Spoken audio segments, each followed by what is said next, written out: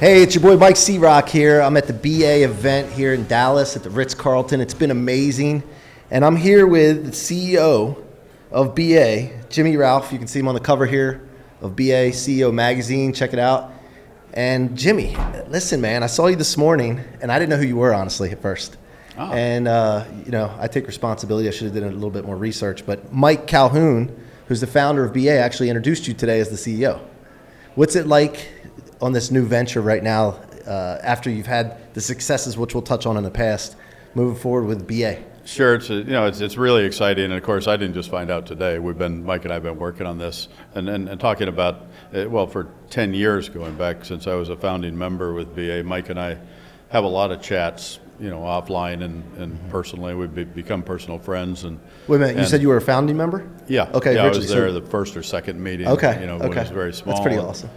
And so, as people like Mike and I do, we talk about our businesses, even when we're friends. That's usually the common denominator with most of my friends. And so we've talked about BA for 10 years and what can make it better. And, this member, that member, and the complements and the things that make it better all the time. So we've really been in an informal role, if you will, of doing what we're doing now formally. That's huge. For a long time. And so it cuts that learning curve significantly. Yeah. When did you, how soon into being a member at BA, did you start to think, wait a minute, this could be something like the grand vision that you guys have now? Yeah, I mean, I've always been passionate about it, and when we first got in the first room together, maybe there were a dozen of us or so, and it was a one day, in the morning, coffee and a Danish, and a quick grab and go lunch, and everybody go home at 5 o'clock, and that was fine. And I'll get to that in a minute because we're going full circle on some of that and doing some X events that we'll cover. But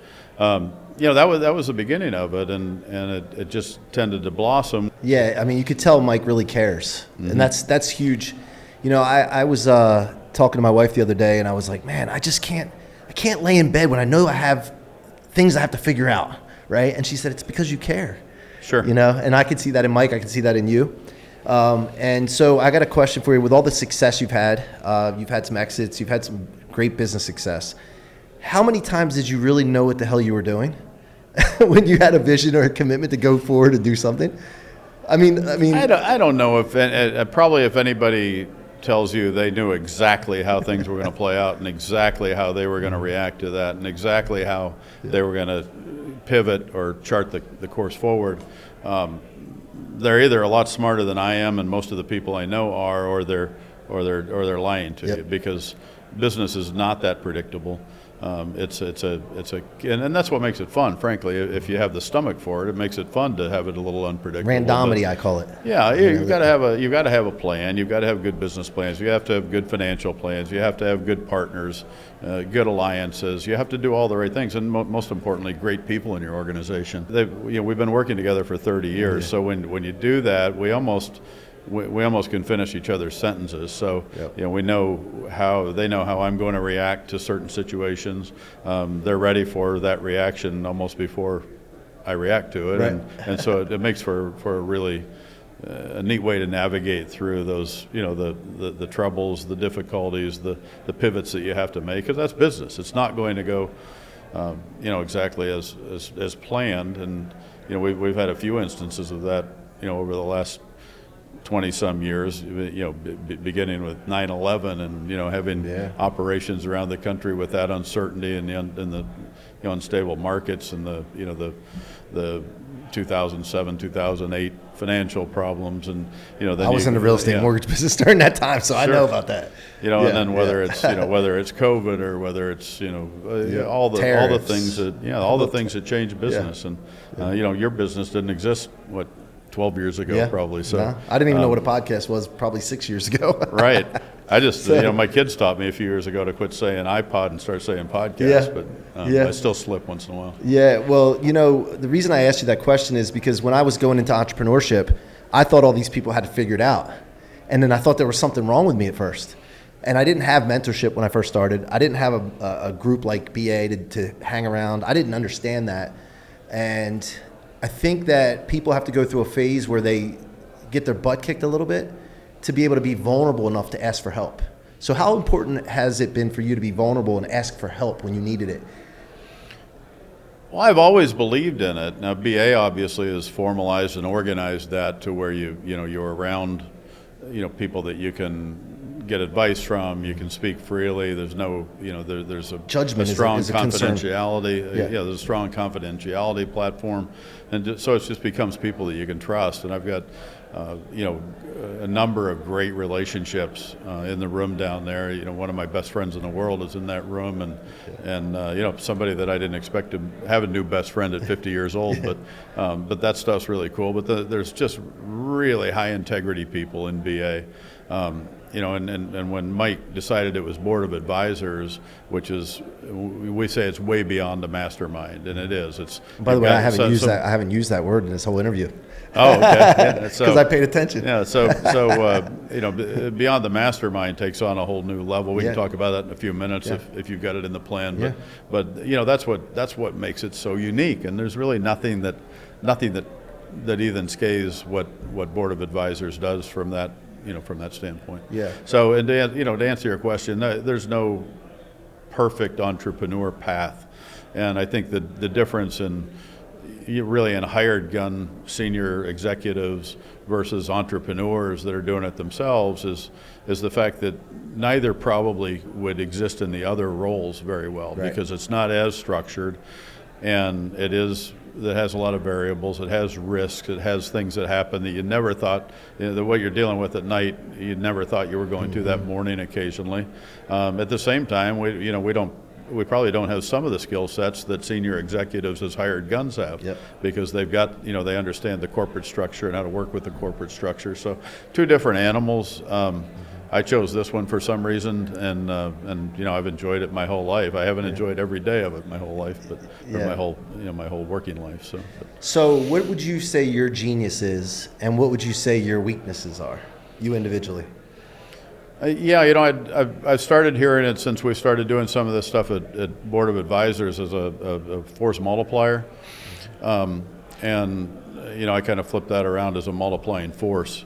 And think of it that way, but it's it's a way to, I think it's a way that allows you to think freely, openly, and maybe with some imagination and some dream aspect of things that most people would think are impossible, and then you find ways to do what you believed is almost impossible, but you believe you can do it. So then you find ways to do it, which are unconventional usually, and a lot of that comes through, firstly it comes through loyal relationships. I heard you mention strong relationships, and you've got to build that network. And of course, the longer we're in business, the more people we interact with, the more of those relationships you have. And so I think, when you're trying to multiply the force, a lot of it is using those relationships and of course giving back to those relationships, but it's also being able to deal with the unexpected, and it's to not say, oh my gosh, what are we going to do? It's saying, crap, okay, so this is what we're going to do. And then you rally the team, you rally your executive team, you rally your employees, you rally your professionals. You go into BA and you look for help in there.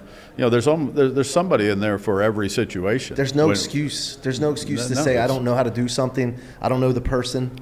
All you have to do is be vulnerable and ask. Right there. Yeah. It's all right there. Yeah. And one of our goals, and I'll cheat ahead on that one a little bit, and then we'll come back to your to your menu here. But one of the things I am so excited about is to be able to stand in front of this group. It's almost there, but in another couple of meetings, by the end of the year, early next year, I'm going to be able to stand up there and vehemently and adamantly say to the group, go back home and fire your professionals. Because they're all here.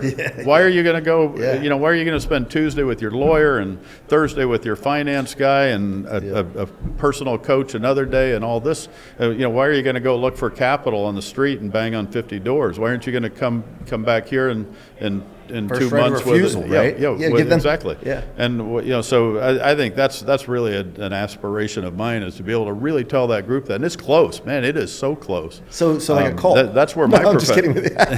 that's where my The BA professionals cult. are. They're Yeah. all in there. I agree, so, man. It's really neat. Well, I got to say, this is the first time I've experienced it, BA, at a BA event. I've been online a couple calls, but, I've been to a lot of events, and I get there, and I'm like, man, I wasted time with this one. Or it's not the right people, or they're just not there yet for where I am. There was not alignment, but this is where I need to be. I can tell you that. And so I recommend anybody that's thinking about a group that they need to get into, some kind of community that runs on value, right? Runs on value. BA is the place, man. So, all right, and then your weaknesses that you need to find people to fill. That's the reason. Yeah. So right? that's a good question, and I was just thinking about it. But actually, my weaknesses I'm bringing with me to BA, which Right. is really cool. So, Chris and Kevin are our CFO and COO respectively, that you may have talked to already today, or you will be. But Chris DiPasquale and Kevin Killoran have been with me for between 20 and 30 years, the two of them. So, and there's a reason for that, and that's because we all have our specialties, but we all can interact with each other well, and we can step in, as I said earlier, finish each other's sentences. And at this point, you think about the 10 and the 12-hour days and the 5 to 7 days a week, year after year after year, and together working on similar concepts. Now, Chris obviously has a tremendous finance mind and numbers mind, but he's also a business guy, and I think he uses the phrase, well, I'm not here to say no, I'm here to say how do we do this and do it safely and constructively and profitably. Yeah. And I always talk about Kevin, who is our COO, who you can spread the pieces of a jigsaw puzzle out, and he'll look at it longer than makes you comfortable before he starts putting the pieces Come together. On, man, let's go. Exactly, and that's CEO, we me. Want to move, man. Yeah, let's and I'm go. a hyper. I've got that hyper, low patience. Get it now. What the hell are you doing? Let's get something done in the next 40 or 50 seconds, and so I have that, and he won't budge from it. Just like Kevin and Chris both have that way about them where they know how to deal with me. They anticipate what I'm thinking, and they also know when to say, well, no, I can't have it done in 40 seconds. It's going to take some crazy thing like 40 minutes. Right. But they'll put it together, and it's masterful, it's complete, it's well thought out, and it's executable. And so we just worked really well, and I think they compensate for the weaknesses I have, which is having the patience and so forth. And I've got the vision, I've got the ideas, I'm hyper excited about things, I'm really loyal and have a lot of great friendships and relationships. That's another reason I love BA.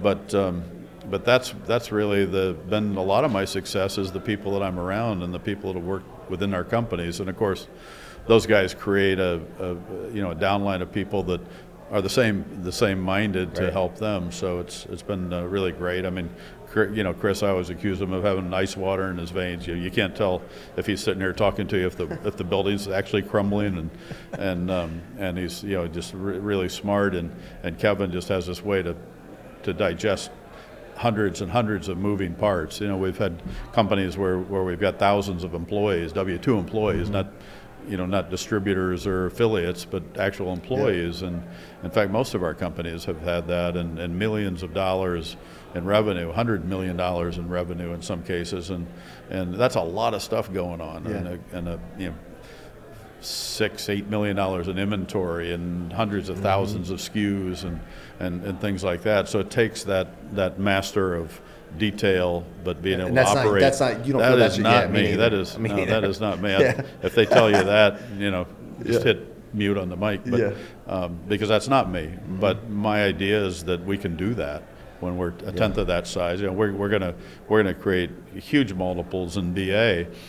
And we're going to do that very constructively, and we're going to grow without greed, because our success and the financial success of the company comes from that high quality member that we're going to deliver. So we're going to grow the membership on the top side. We're going to shrink the membership on the lower side, and if there's people that aren't contributing, they won't be comfortable here anymore, because we're going to keep bringing those high achievers. I mean, if you had a chance to listen to some of the folks down there today, it's just amazing the wealth of knowledge, the wealth of knowledge, and watching all the people that have done deals, the investors that have invested and made money, the companies that needed funding that have gotten that money, and the deal flow is phenomenal, becoming phenomenal in the room more and more. Just I think it's a little bit of the change of times. But then you've got your traditional entrepreneurs with a lot of knowledge and experience. You've got your Stan Padgett as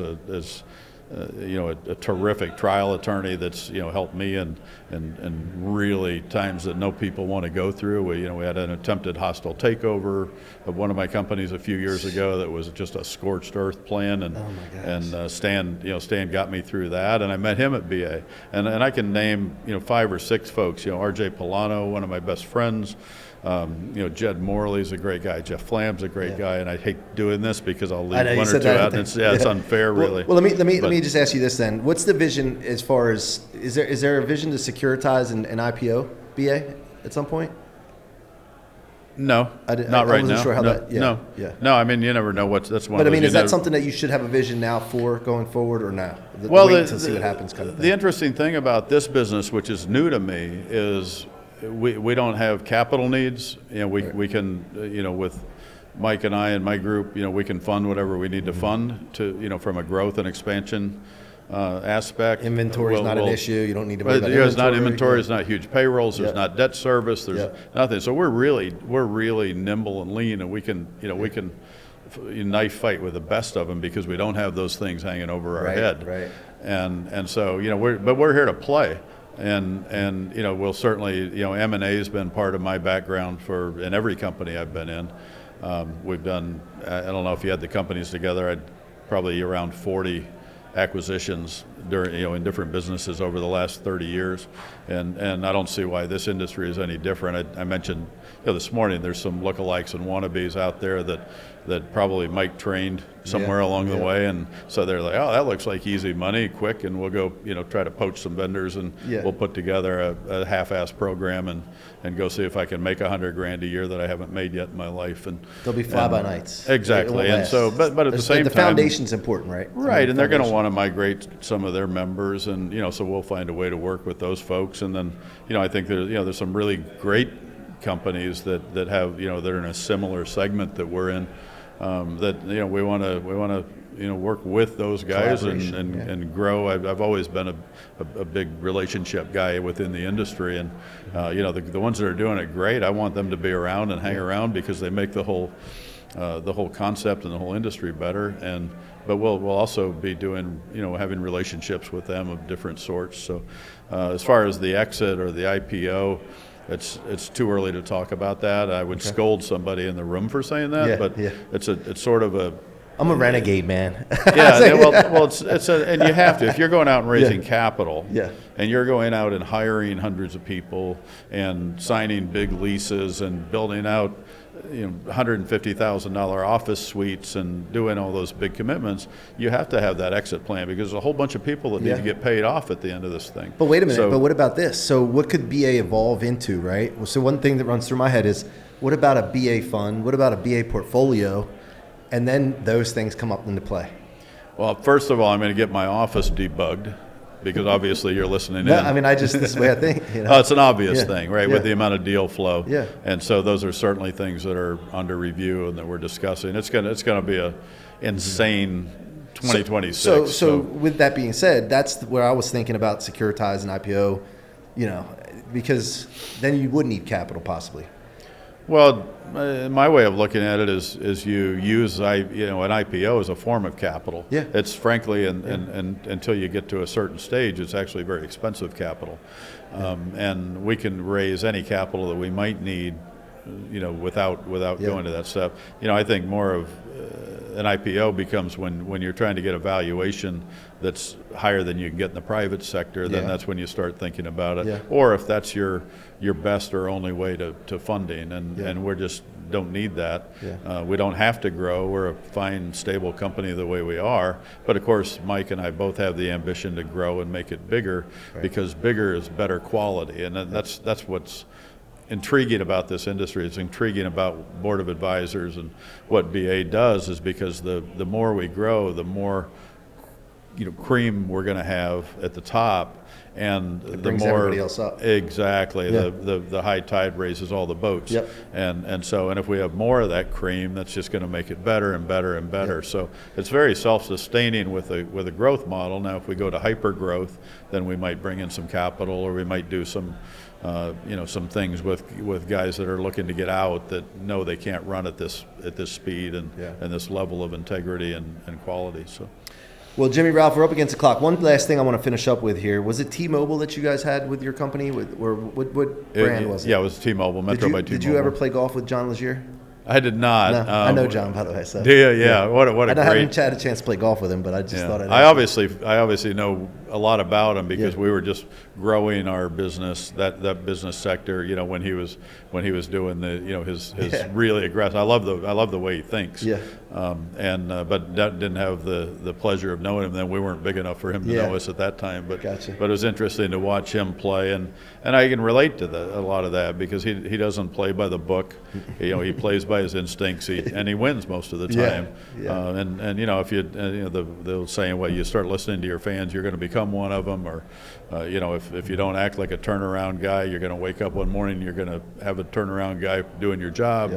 All those things. That was sort of his philosophy, and I applaud that. And well, I want to thank you for your time here. I mean, this is your company. I'm just kind of being a guest host, but I appreciate your time with me today. It's awesome. Thank you. Good deal. Love what you guys are doing. Thank you. All right, you. guys, BA CEO Magazine, go check it out, and BA Events. Where can people go deeper if they want more information at boardofadvisors.com, right? Yeah, they'll have no trouble finding it. Boardofadvisors.com. Go there. If you're an entrepreneur, founder, go check it out, guys, and join. We'd love to have you here.